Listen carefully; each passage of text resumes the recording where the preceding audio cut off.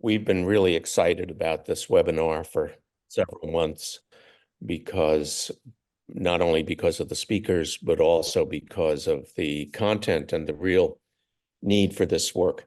I want to start by framing this with a confession. I've been doing work on social support and social support approaches in communities and peers for about 40 years now. And I have never used a measure of social networks in either planning, implementing, or evaluating any of that work. And I think I am not alone. I think there's been a split in the field between lots of folks doing community and social support work and all the good folks doing work on social networks, such as our two speakers today. To validate my anecdote, I checked a few minutes ago. In the history of PubMed, there are 11,736 papers in which social support appears in the title. Of those over 11,000, if we had time, I'd go around and ask people to estimate. Of those over 11,000, only 5.4% have used social network analysis or cited social network, not social network analysis, even just social network in their titles or abstracts. So there really is a gap between all the work and all the concern about social network and loneliness, social isolation, etc., and social support, rather, and social network. So today we have two wonderful speakers on this, Tom Valente and Brittany Smalls. Tom has been a leader. There are politically incorrect terms we might use, like grandfather. Um, but Tom has been a leader in work on social network analysis for many years. He's a professor in the Department of Population and Public Health Sciences at the Keck School of Medicine at USC. He's the author of over 250 papers in the field, including some books, Social Networks and Health Models, Methods, and Applications, and Evaluating Health Promotion Programs, Network Models of the Diffusion of Innovation. So he's been a real leader. He's going to talk about today some of his work that has included social network analysis, health communication, mathematical models, evaluation, focus on tobacco and substance abuse, unintended fertility, STDs and HIV infections. And he's also engaged in mapping community coalitions and collaboration, so extending this work to community approaches. And he will present frameworks from the results of a lot of this work and directions for future developments.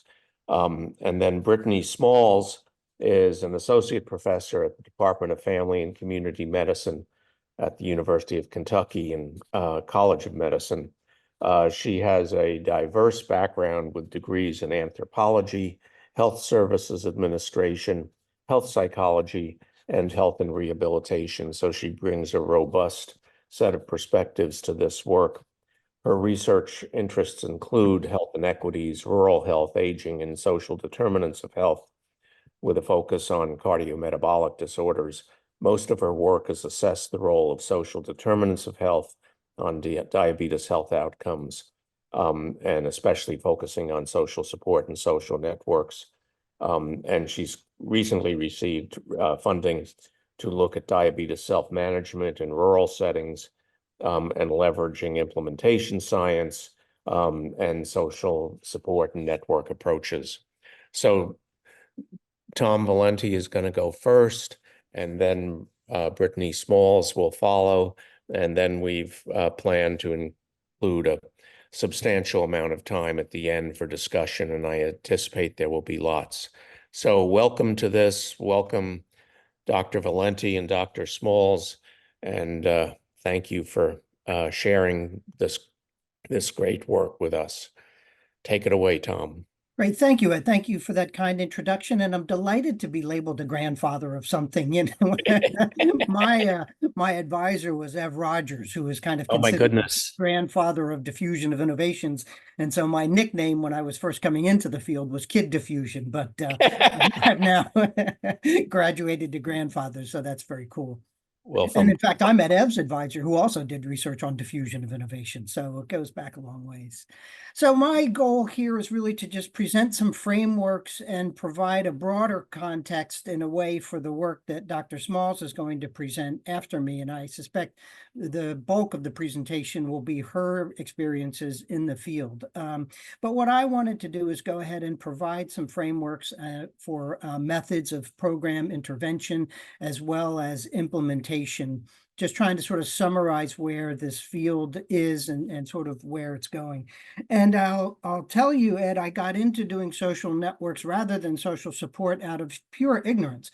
My undergraduate degree was in math, and I really didn't have much in the way of social science training other than a course in anthropology and some economics. So when I discovered diffusion of innovations as a theory, I quite naturally thought of it as networks and as a matrix rather than a regression equation. So here's a quick outline. I want to talk just briefly about network influences on behavior. It's a topic I love and can talk about for a long time. Then I'll present some frameworks for program implementation as well as network interventions, and then progress through briefly with network diagnostics and data collection activities. So we've got a lot of evidence in a number of different domains on the role of social networks and their influences on human behavior. I've done a lot of work looking at adolescents and their tobacco and other substance use, as well as e-cigarettes. I cut my teeth evaluating communication programs to promote family planning and reproductive health in developing countries, and found a number of studies, some of my own, some of other people's, that show the role of networks' influence on contraceptive choices and fertility decisions. There's work in obesity and physical activity. I got diverted for a little while looking at policy diffusion and network influences on the adoption of the Framework Convention for Tobacco Control. We've done work on physician behavior. It turns out physicians turn to their peers for what therapies to adopt rather than what's published in the guidelines. And virtually any public health and medical issue can be viewed through a network lens. And when it is viewed through that lens, we tend to find fairly strong network effects. And I'll just briefly say, and I've got a long lecture on this, but that we tend to think of these network influences from an ego's perspective and the people that they are connected to. And we know that the connections amongst a person's alters and their immediate and personal network influence their behaviors. We know things like tie strength matter. We can actually weight these alters by other network metrics in the larger network. So there's a lot of ways that networks influence behavior. And I'm quite critical and outspoken these days, criticizing us as a field for using the word contagion, because we use contagion a lot to talk about personal influence, but really contagion is just one way that something can spread through a network. Contagion is person-to-person contact. Whereas when we talk about social network influences, we have indirect ties, structural equivalence weighted ties, network weighted ties, a lot of different ways to conceive of social influence. So then, early on in my career, you start going around talking about how much networks influence behavior. And then the question, of course, becomes right away, well, what can you do with this, right? So what? And the answer is, let's start thinking about network analysis for program implementation. And we published this paper a number of years ago, where we looked at program implementation and thought about, well, what's the role of social networks when doing that? And in implementation science, we do have these stages. There's a number of different frameworks that use different stages. These stages are not unlike stages we find in program evaluation. The first stage being a needs assessment or an exploration, and we call that network ethnography. Then we design programs and adopt them, and I'll have a little bit more to say about that in a few minutes. And then there's network diagnostics, which I said I'll talk about, and network surveillance, which I will not talk about, but it is how we use networks to think about monitoring the sustainability of our interventions. What is network ethnography? Well, we ask a couple of basic questions. Is there a network in the community to work with? What is the network position of those people who define the problem that we are trying to address? Are there disconnected subgroups in the community that we're going to need to include or incorporate in some way? What about people that are isolated from the community network? Oftentimes, those are the ones who are most in need of the kinds of public health programs that we design. And then after you move through the needs assessment and you've answered these basic questions, we start thinking about, well, how can I use networks to design interventions? And I published this paper in Science a few years ago where we defined the field of network interventions. And it really is the purpose of efforts to use social networks or social network data to generate social influence, accelerate behavior change, improve performance, and or achieve desirable outcomes among individuals, communities, organizations, and populations. So that's a mouthful, right? And it's a lot. It's saying that we can use these networks as intervention tools in organizations, communities, even at scale, at population level. That level of application has actually created a bit of a challenge for me. I've been working on a book on network interventions for a number of years, and I'm having trouble getting it organized properly because I'm trying to reach so many different audiences. So here's the taxonomy or the framework that I've developed to think about network interventions. We have the strategic level, which is at the highest level, global level of what we're trying to do. And then at the next level down is the tactical level, and then operationalization is what we're doing on the ground. And you hear these terms a lot when we talk about political campaigns, right? What's the Biden strategy? What's the Trump strategy? And then they have strategies, and then they create tactics and operationalizations. Well, from a network perspective, the easiest way to think about this is the top row of this table, where we have a strategy of identification. What do we mean by identification? We're going to identify individuals to be change agents and to be promoters of a new behavior or new ideas and practices that we want to spread. Well, if we're going to identify people to be change agents, who should they be? Well, most logically, they would be opinion leaders, right? People who are leaders in the organization or they occupy a leadership position. But we don't think of that from an attribute, like are they a police captain or a school principal, but instead, do they occupy a central position in the network from a network perspective? And when we think of it that way, we realize that we have lots of different definitions and measures for what it means to be central in a network.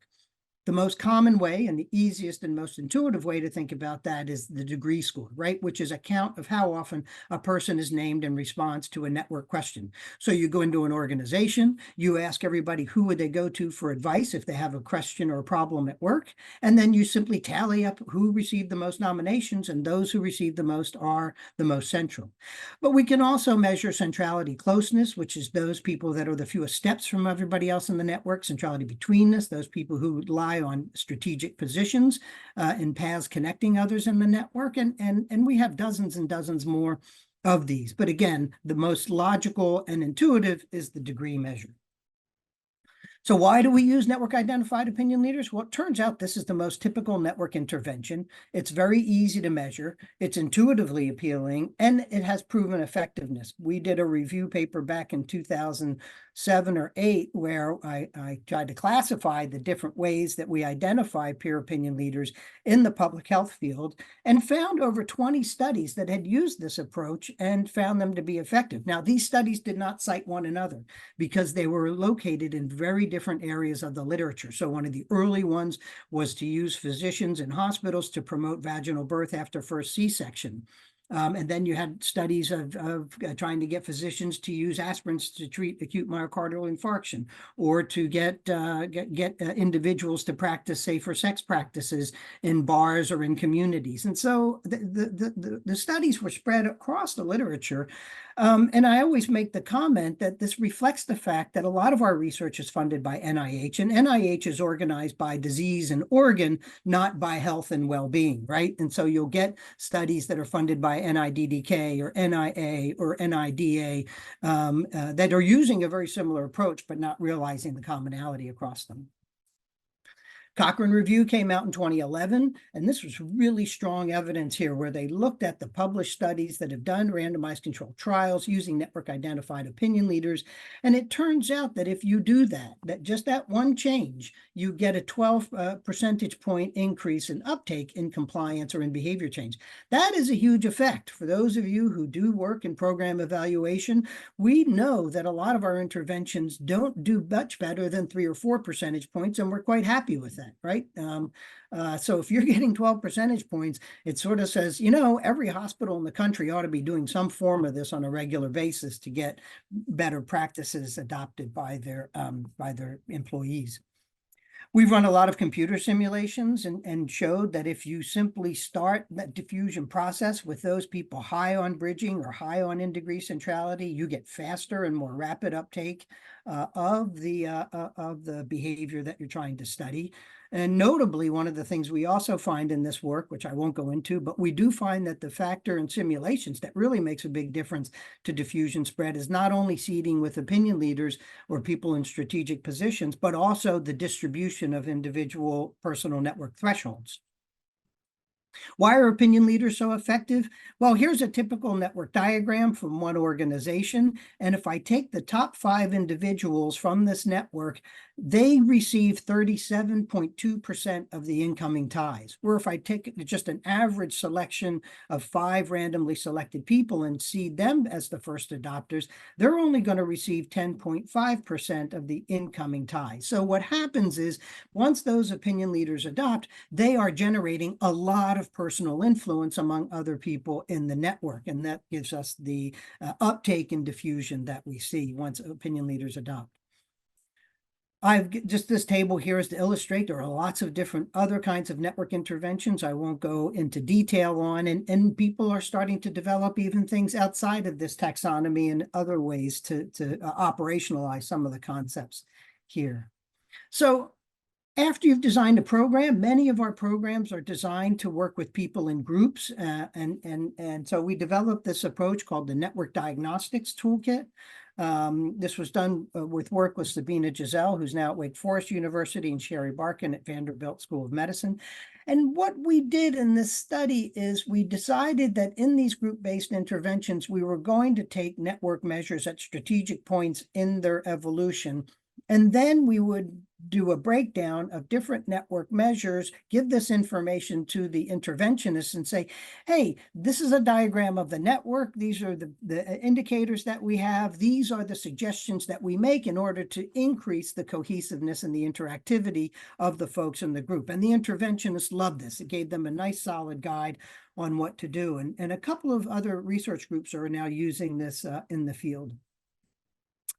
So the thing about this approach that I'm taking here is it is very often restricted to situations where we have a bounded community. We're going to try to collect data from all, if not most, of the individuals in that community. And it's ideal for organizations, schools, online communities, and so on.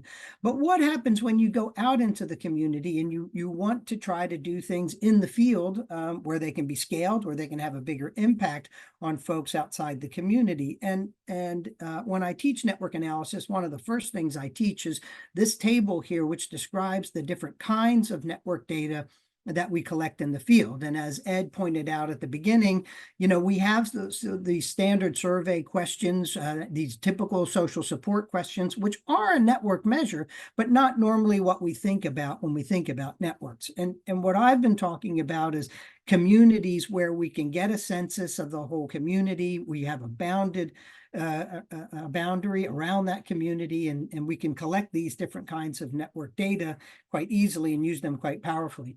But what happens when we're in a situation out in the field and we have this technique called egocentric data collection, where we ask people to name others in their community that may be important to them or whom they go to for when they have questions or spend a lot of time with. And it's here when we get out to the community that a new class of network interventions start to emerge. And Brittany's going to share with us some of her experience doing just that.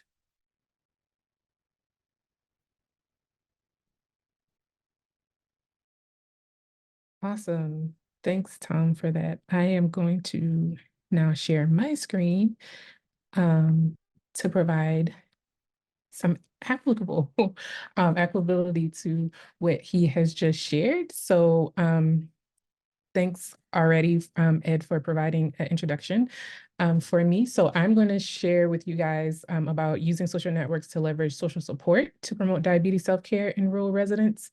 And we'll just get right on into it. And so the reason that this using social networks was important for me, or was something I saw as a tool that can be used, is just the state of diabetes in Kentucky, particularly in Appalachia, where we see an increased risk of prevalence, up to 23% of diabetes in Appalachia. We in certain counties, we also know that about 85% of the reason for self-care non-adherence is based off of people's social and environmental factors. And a lot of that has to do with the people they're around, the community, their interpersonal relationships that impact health-related decision-making. And so what I was trying to figure out is, what is an efficient way? What is a good way to really create an intervention, but also gather data to further understand how these interpersonal relationships were actually impacting health outcomes. And social network analysis provided an opportunity to further explore that in this particular population.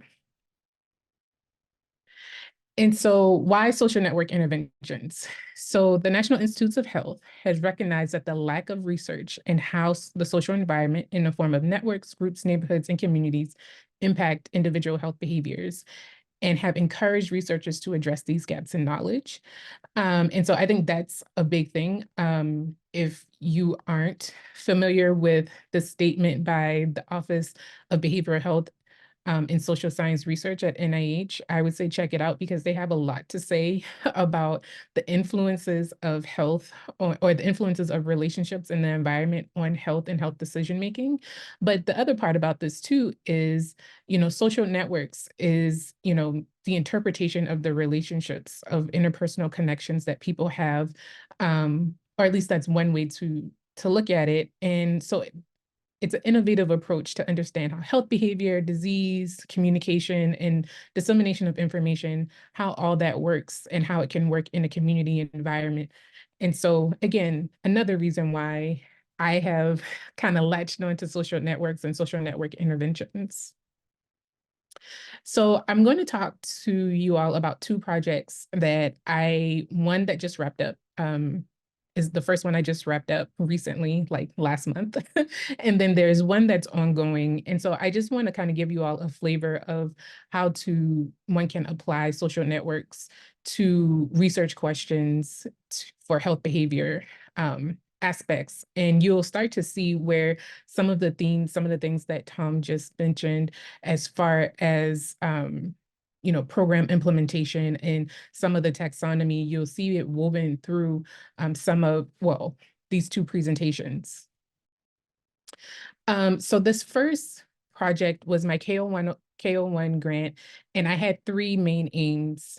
And the first aim was to identify individuals in the community, or how individuals in the community receive trusted health information. And the idea was to identify key players who would then be trained as community health workers to help older adults, to provide an intervention to older adults who have type 2 diabetes to promote self-care. The second aim of this, I'll also discuss, which is more at the individual level. So the first aim was this community assessment. The second aim was more egocentric, looking at specific individuals, older adults with type 2 diabetes, and then looking at their social networks.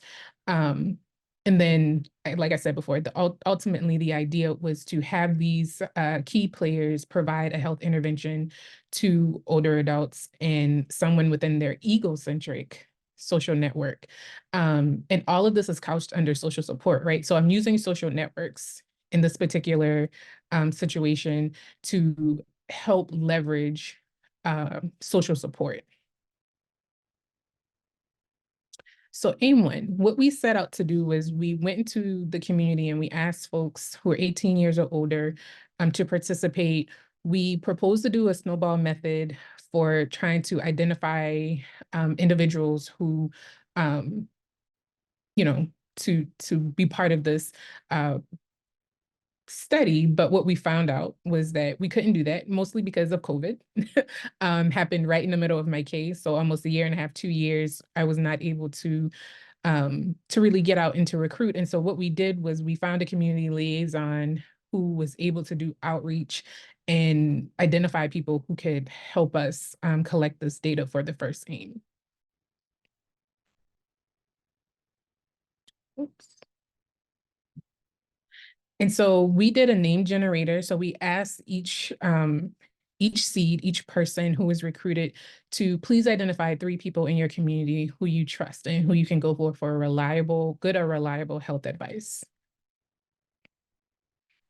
And then we also kind of counterbalance this with an existing social support scale or measure that we ask each person, the participant, to tell us about one of each of the 3 people that they had mentioned. So is this someone you can trust them to listen to you, count on if you were ill, these traditional social support questions that we typically ask when we're only asking about social support. We wanted to use it in conjunction with the question of trusted health information and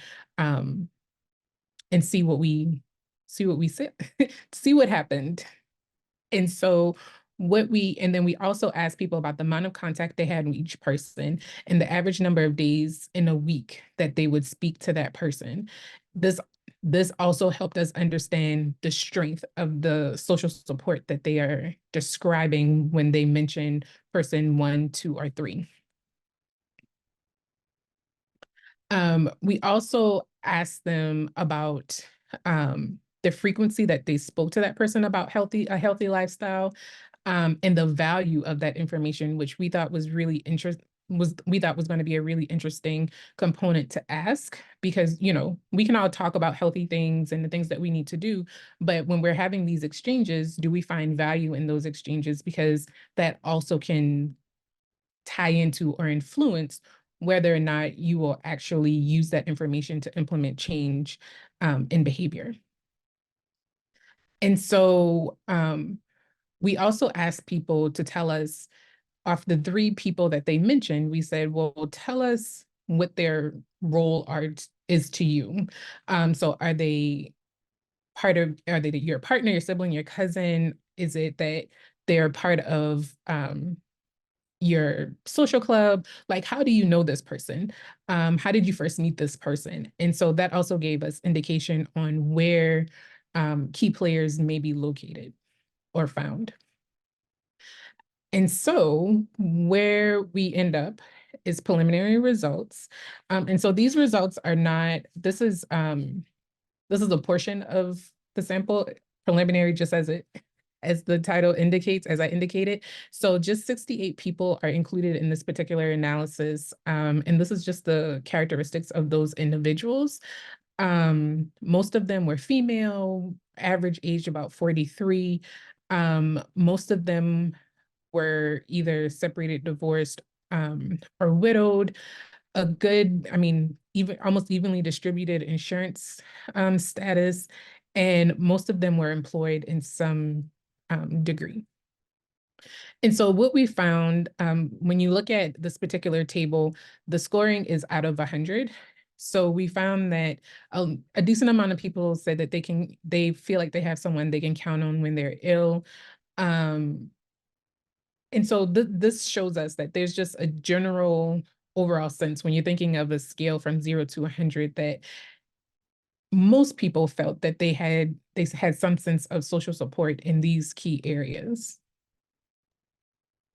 We found that there was a strength, I guess the strength of the tie between of contact between individuals was about 7 out of 10%, or 7 out of 10, excuse me, which is also a relatively strong, we can say is a relatively strong amount of contact you can have.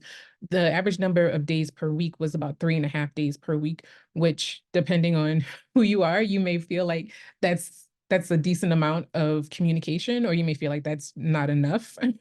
Maybe you like talking to your support people every day, but we felt like this was a decent amount of time to talk to someone you trust regarding your health information in a week's time. And then talking about health or healthy lifestyle. So about half of the participants said that they frequently talk about their health and about healthy lifestyle.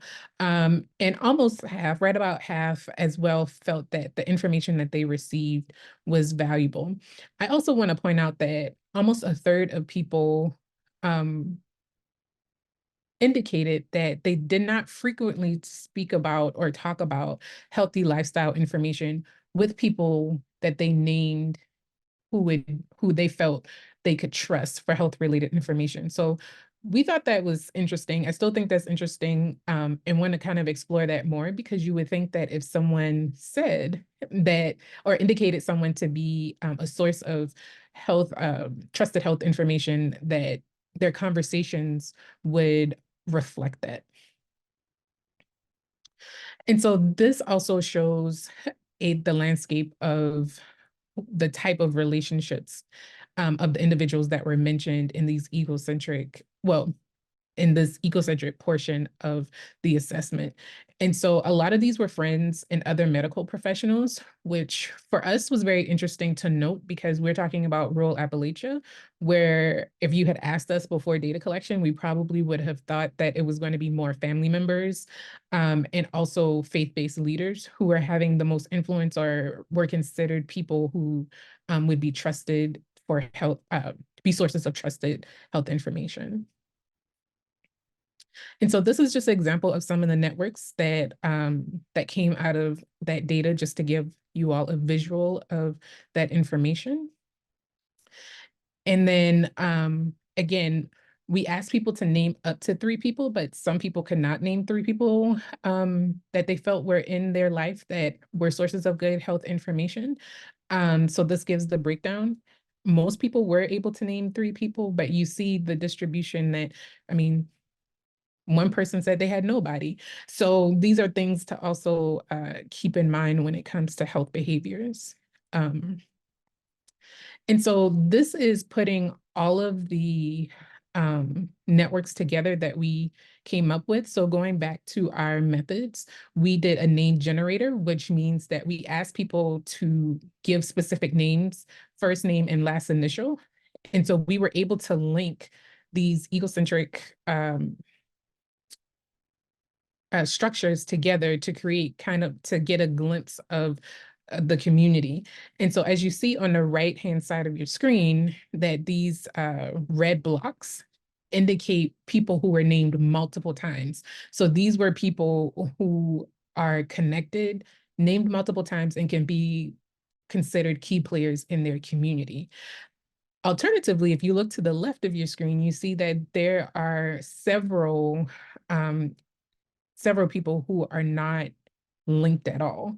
And so this poses another question of how do we reach people who are not connected to trusted sources of health information. When you're thinking about an intervention, it's easy to say, looking at the right-hand side, well, we just identify these 3 or 4 people who have this major influence.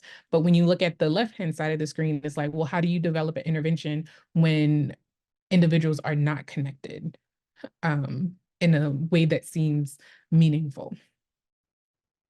And so if you want to read more about what I just presented, this is the paper that we published on the preliminary data from my K01. We're in the process of writing up kind of the overarching outcomes paper from that, for lack of a better term, which also includes, we did do semi-structured interviews in addition to collecting social networks data from all the participants. So it's going to be really interesting to see what the quantitative data looks like paired with the qualitative interviews that we conducted with these individuals regarding their social support and having trusted health, the availability of trusted health information in their community.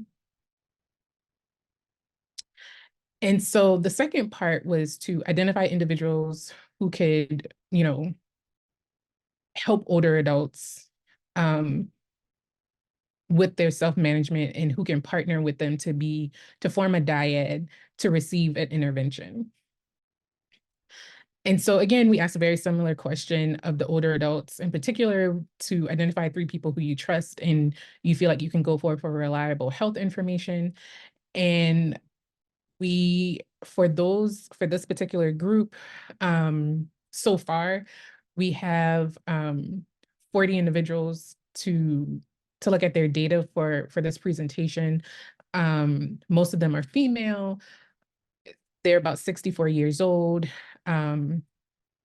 Education level is interesting, at least, equivalent to about 12 years of education or less is half of this particular sample population.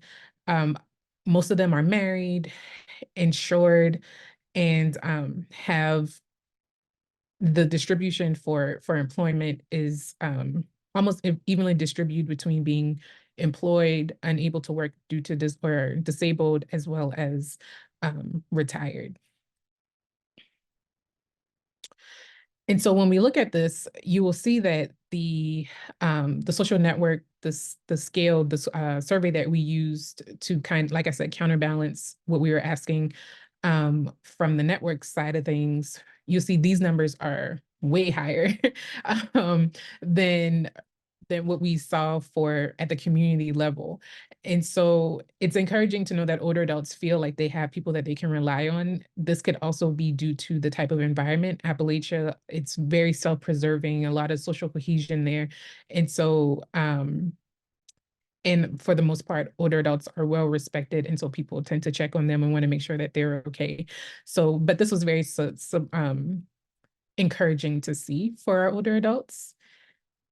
And looking at some of the same questions that we asked about frequency of interaction, it seems that people aren't, they aren't having the same level of amount of conversations regarding healthy lifestyle that you see among older adults. And I want to point out that these are older adults with diabetes.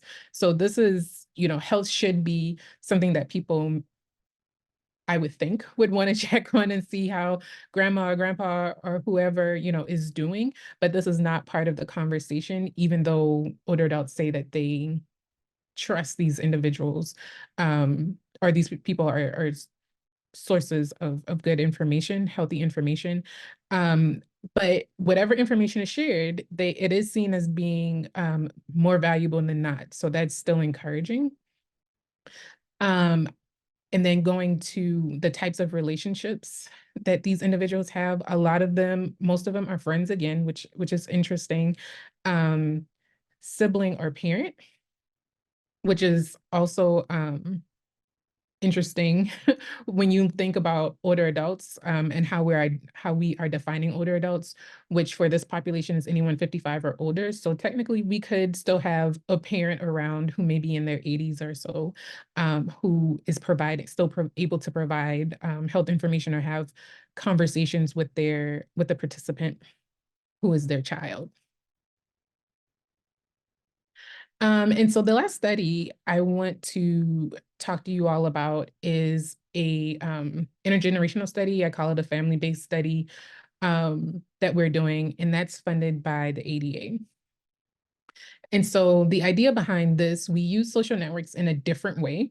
The first aim of this study is to use social networks analysis to describe community assets or community resources in the communities that our participants live in, and also use social network analysis to kind of understand the landscape of diabetes and obesity within the family unit.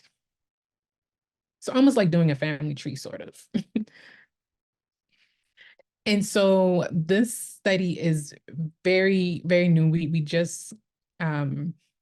are just in the process of getting recruitment up and running for this study. So the numbers don't look, they're not staggering as far as recruitment numbers are concerned, but this is ongoing.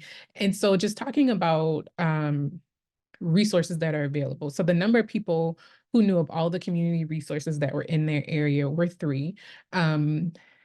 the number of people who knew about at least 50% of the community's resources was about 11. Number that were informed of unknown resources is 10. Number that expressed interest in using previously known resources, 2. And number that expressed feeling knowledgeable of community resources prior to enrolling in PERT, 10. And PERT is the study. And so this is interesting because what we did was we asked participants to tell us about their community, about the resources that they felt were in their community that could help them manage their diabetes.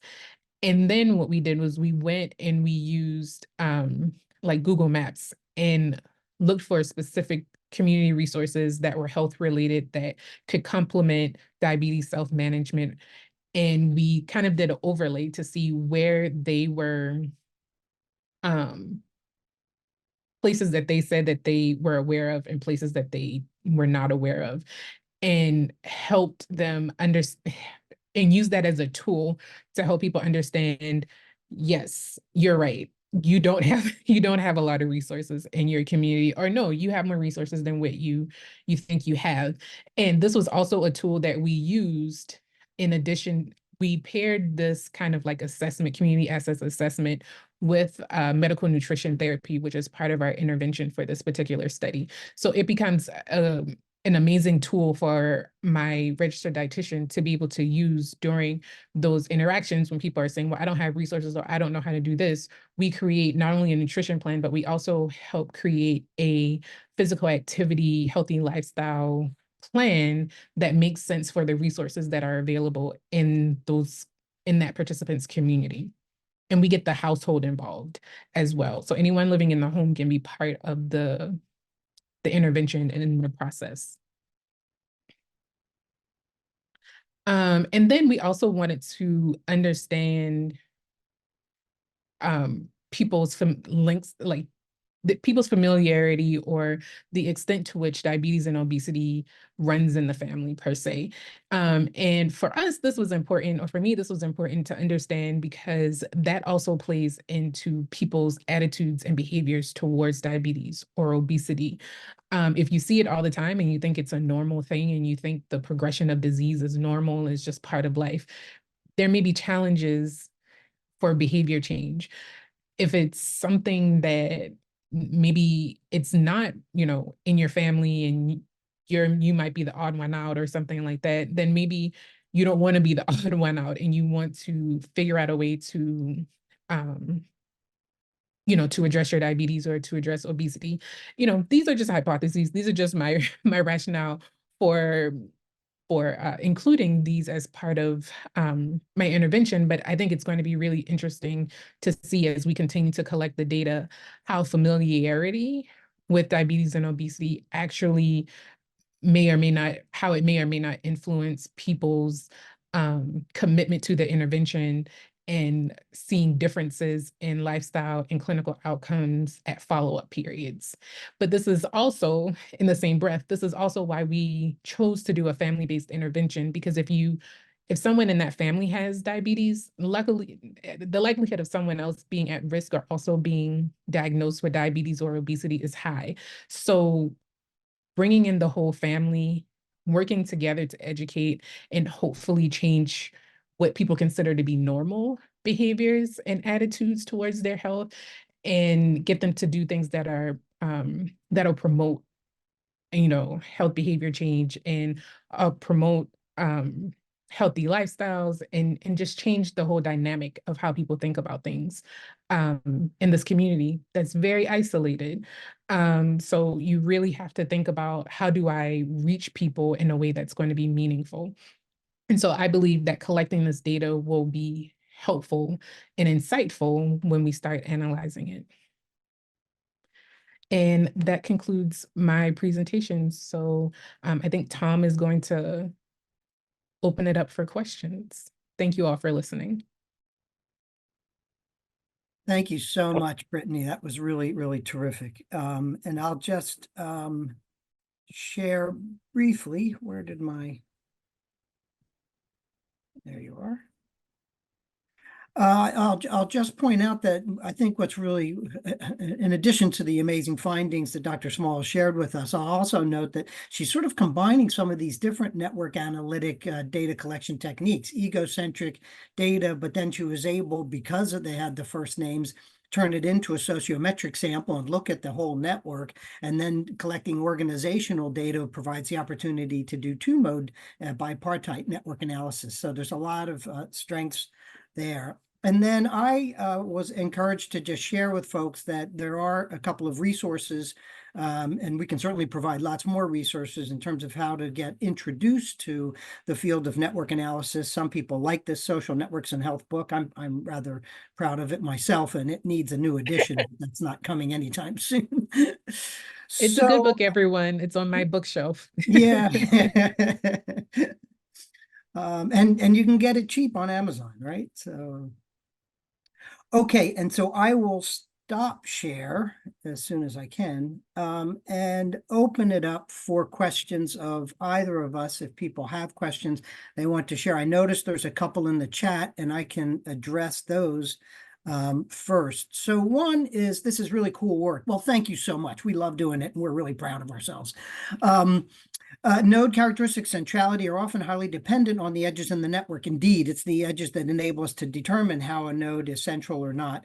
It's hard to estimate well without knowing all the nodes and edges. And so there's a number of questions in this chat that I'm going to try to address differently. Indeed, in the beginning of network analysis, at least in the recent modern era, there was concern with any missing data, right? If you only get 90% response rate, well, those 10% you're missing are more than 10% because it's all the links and non-links that they would have contributed to the study. So it's n-1 pieces of missing information. And this generated lots of gnashing of teeth, as it were.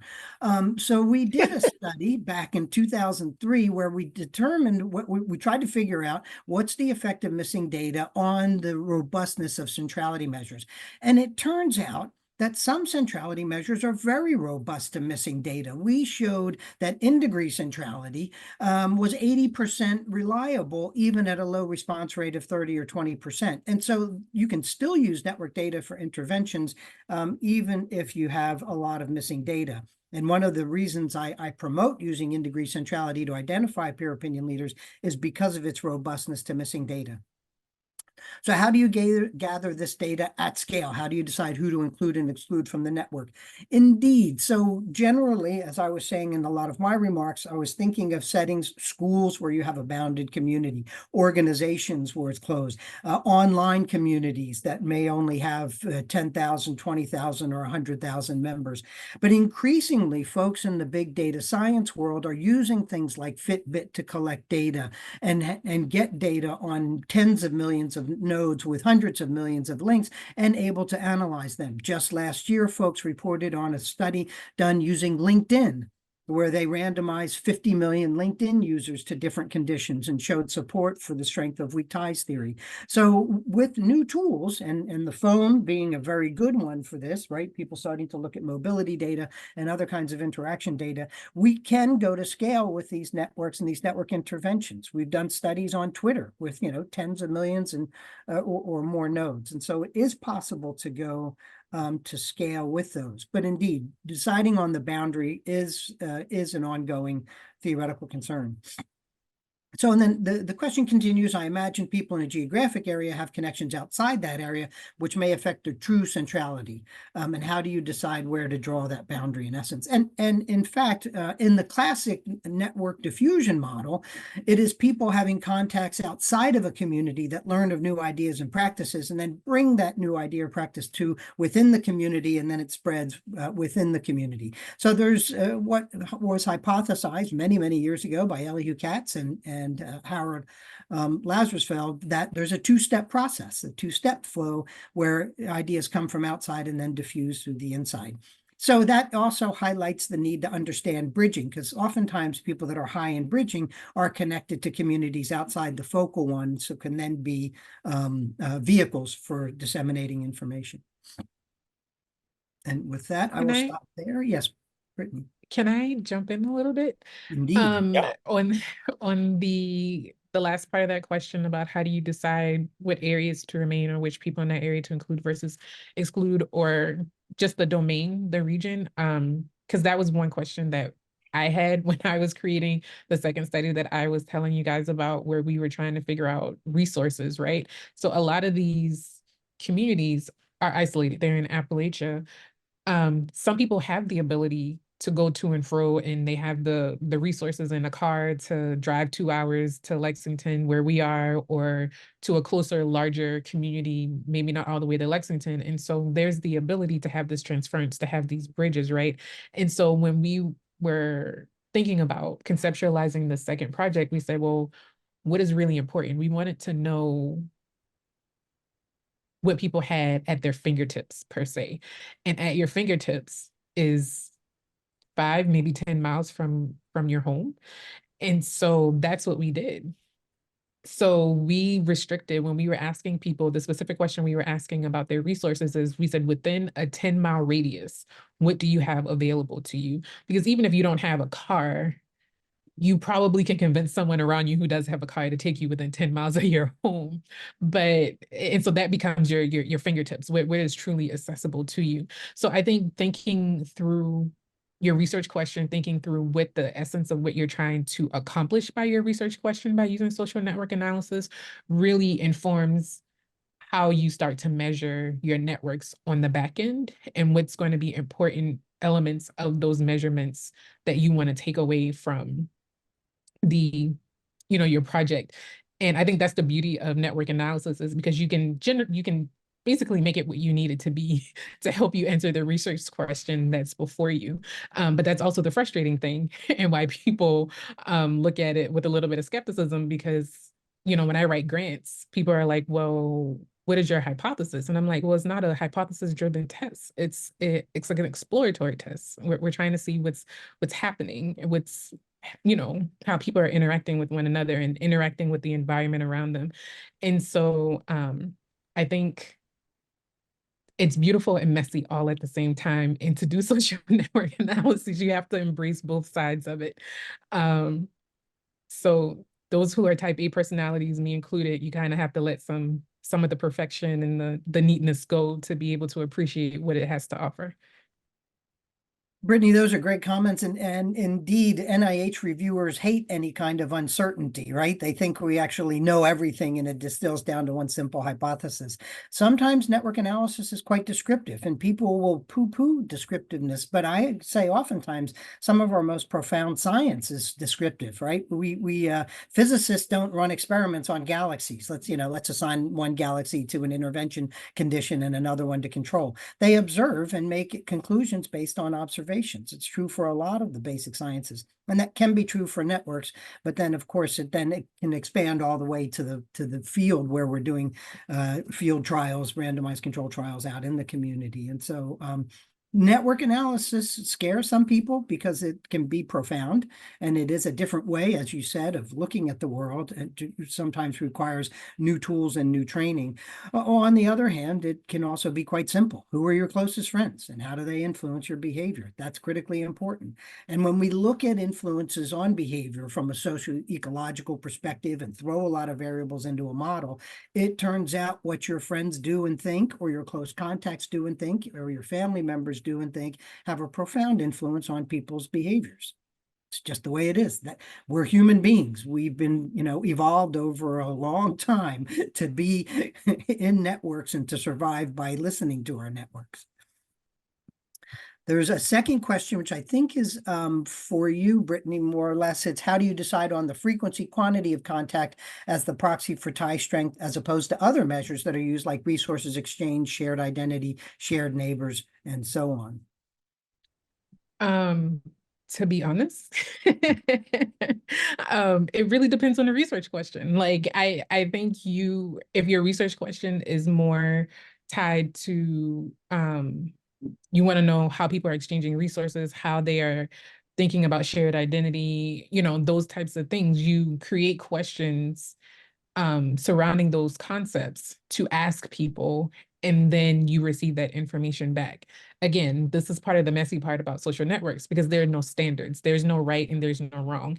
I will say that when I am creating network questions, is probably one of the most time-consuming processes that happens in my data, like creating my data collection tools, because I have to be very intentional about the questions that I'm asking, because people will answer only the question that is asked. And so you have to think about, okay, what is it about the behaviors or the interactions or the relationships that I am really seeking to get a better understanding of. And that's how you develop your questions.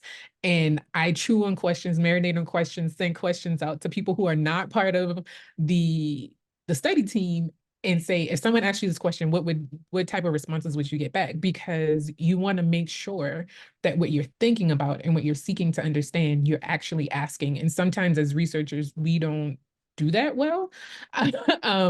We think we're researching a certain question and we use all these tools and all these things to collect data. And then when we're analyzing data, we're like, you know what? I am actually not truly answering the question that I set out to ask.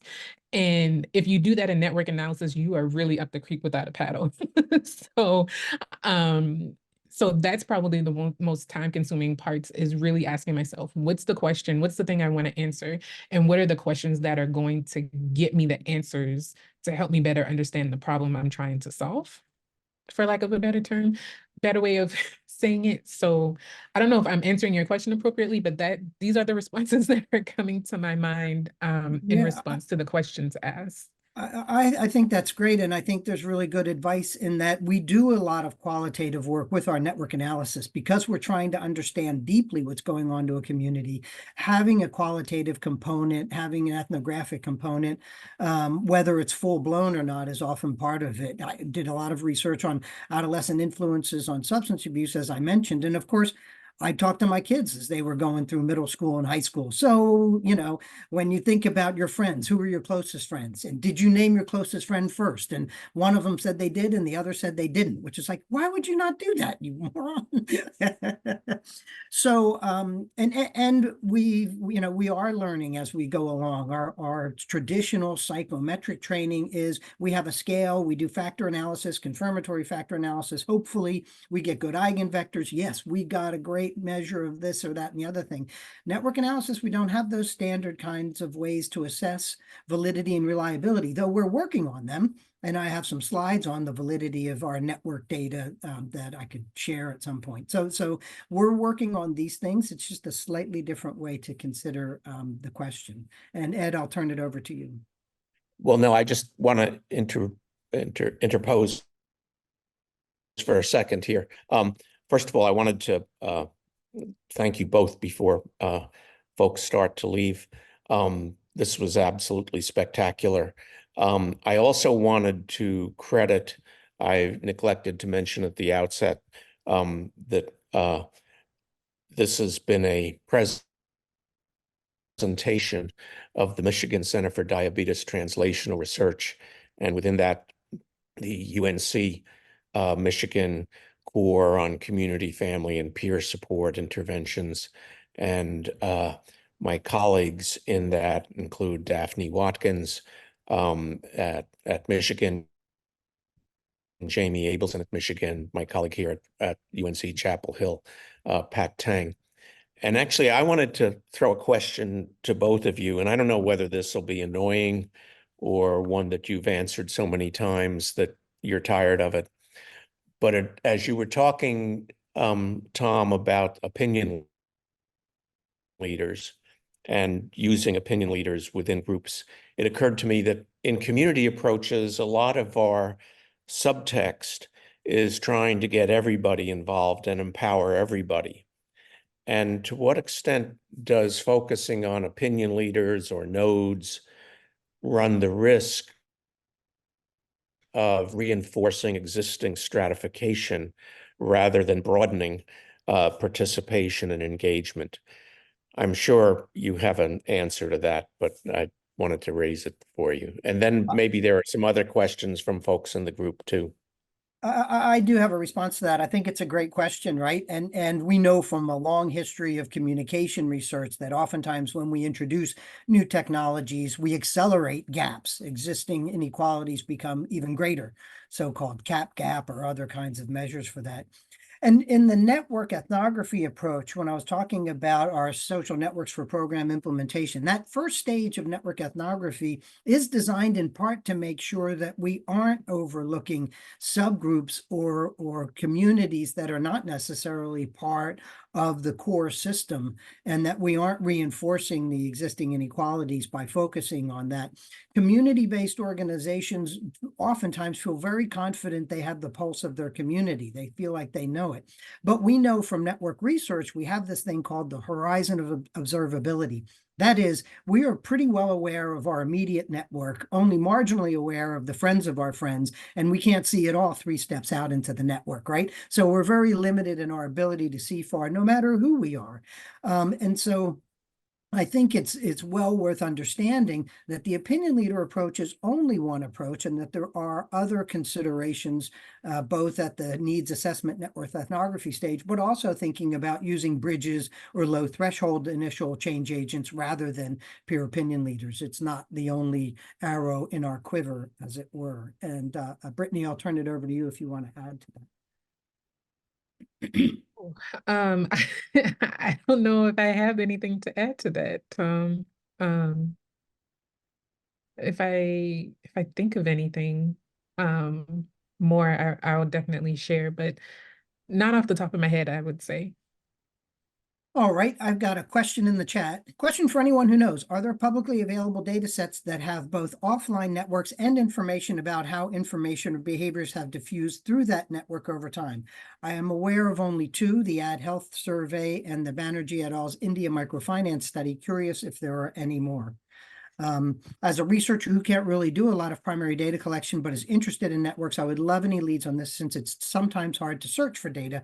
People in my department do a lot with social media and other online networks, but I am personally more interested in in-person offline relationships. So that is a great question. There are a couple of resources out there, and the studies that I'm sorry, who was that? Who mentioned that? Aparna, the studies that she mentioned are quite good ones. There's also the Christakis' team studies that they did down in Honduras, where they're going into villages, also recruiting individuals to be change agents and looking at diffusion. We very early on published a study of the social network and networking study, where we looked at the relationship between online and offline ties. That you're correct, Aparna. Christakis' networks aren't publicly released. And in that paper showed the sort of complementarity of influences that occur both online and offline.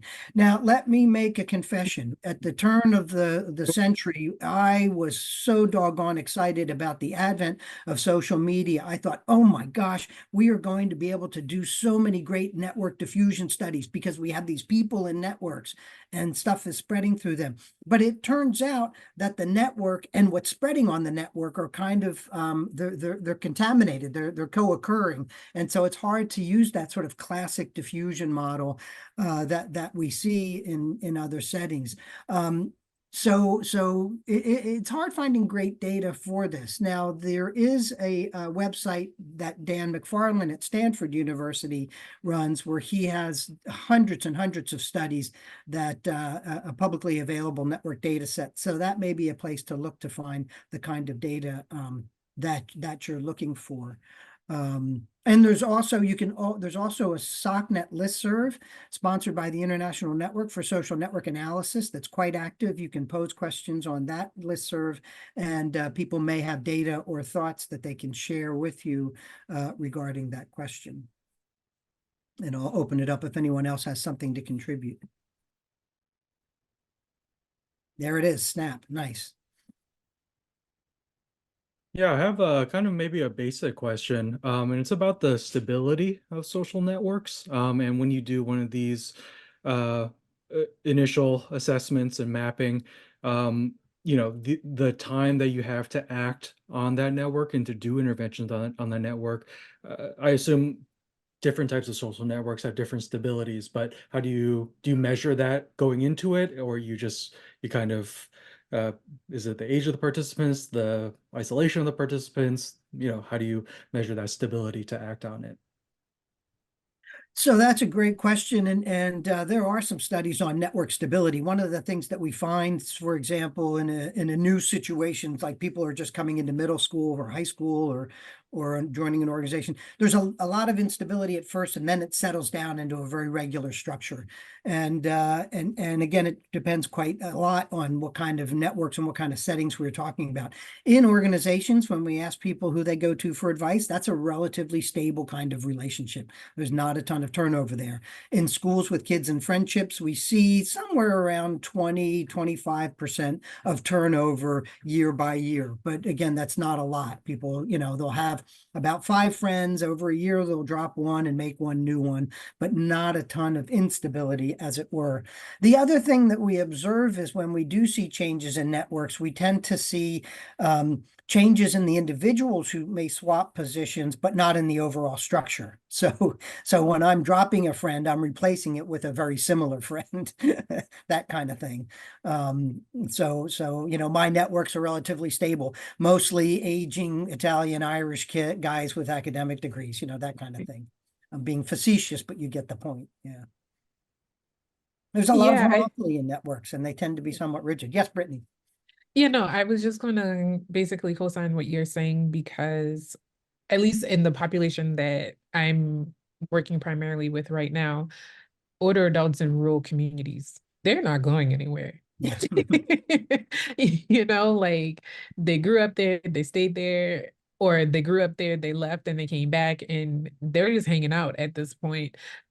So, you know, changing, shifting in their social networks isn't really high up on as a concern of mine when I'm doing these interventions. I think, but interestingly, I think I would be more, if I was looking more at younger adults or younger, people in their 20s or 30s who had diabetes in rural communities, I think my perspective would be different, because we're seeing a lot of migration out of the rural communities of the younger populations for various reasons. And so yeah, so if that was my focus, I think I would be a little bit concerned, but because my target population are older adults, they are steadfast in if they're living in Appalachia right now, they've probably been there a good part of their lives and are very comfortable there and are not going anywhere. It occurs to me, mentioning older adults, a real issue for older adults is when they move into a different living setting than they've been in. But it's also, to some extent, it's a population issue, as we are all still getting back to putting on our outside clothes after the isolation of COVID. What do we know about how to promote healthy networks? I suppose that assumes that we know what a healthy network is, but if you ran a nursing home, Brittany or Tom, or an assisted living center, how would your knowledge guide you to create more vibrant connections Yeah, among the residents? we're getting some results from a project I'm involved in up at McGill University, and what I would do is create activities, particularly arts and cultural activities that are interactive and that have people working face to face, doing things together. That tends to be a way to form bonds that are meaningful and helpful for people to reduce loneliness, isolation, and senses of despair. So let me raise the ante. What if you were chancellor of a university where everybody is still working out, coming back from being online and disconnected? I'm afraid that's above my pay grade, but no, that's a really Well, good, then let's ask Brittany. yeah. If it's above Tom's pay grade, it is definitely above my That's a pay dodge, grade. Brittany. That's a dodge. No. I mean, I think part of it too is like, I think with all of us is when you get into a space of, when loneliness crops in, or, in and the isolation comes, it's really about a sense of purpose, right? So when you reorient someone or recalibrate someone to provide them with an opportunity to have a sense of purpose, I think that changes the dynamic. And so when you're at a university, how, if I don't know, I to be honest, I don't know exactly what a chancellor does. Do they do the same thing a provost does? Maybe I don't know, but They raise more money. they raise more money. Yeah. Okay, well, definitely above my pay grade. So I think that part of it too is like when you are at a university, you have a lot of subpopulations that are there. And so the idea is how do you help each subpopulation find value and purpose in being part of the campus community? That's what I would say. And so that will look different for students, that will look different for faculty, that will look different for administrators, that will look different for any other subpopulation that I'm missing inadvertently, but we love all the subpopulations on the campuses, right? So it's about finding what is going to help promote purpose, what is going to help people feel like they have buy-in and have identity on that campus. And that's a hard job to do, which is again why it's above my pay grade. But I'm happy to, give random ideas like this if that's Well, going to help someone. I don't want to play the law school game of pitting you against each other, but it's interesting. Tom, you talked about activities and creative things, and Brittany, you talked about purpose, which it strikes me maybe those have something to do with different phases of life as well. Um, uh, I think trying to get university students to connect with each other over, quote, fun and games may be less effective than having them connect with each other over causes they share, etc. I'm not sure. Well, I'm at a university that very much values its football team, right? And so that becomes a point of identity and, Right. and. Right, right. Those of us at Michigan and UNC know something about that as well. Yeah, you certainly do. And we'll meet you Michigan folks next year. All right. Any other questions from the late sustainers, to use an old So no questions, but I just wanted to say, Dr. Smalls, I anxiously await your mixed methods results. So I yes. really interested to see how you integrate the two data sources. You and me both. I'll keep you posted. Well, I think that was, for some of us outside the field, we think of social network analysis as arid, quantitative. These folks are dealing with data sets, the likes of which I've never even considered. And your comment and your illustration, Brittany, that network analysis can be an approach, your comment, Tom, can be a really useful approach to descriptive research. What are the social networks, not just hypothesis driven? I think that's a really very provocative perspective that I hadn't thought about before today. I'm glad I provided information that Any you other? can learn from. You seem like you are very knowledgeable, so I'm a little like, oh, I No, taught no, Ed something. the old expression, I just know enough to be dangerous or to fabricate a question. But no, this was really, really wonderful. I really want to thank Daphne, and I met Brittany and Tom at an IDDK meeting. I think Sherry Connolly was there as well a year and a half ago. And we immediately smiled at the idea of bringing the two of you together for this, and it's been really very, very provocative and very, very useful, and great to see the combination of talents and perspectives that the two of you bring. So thank you for sharing so well and so helpfully.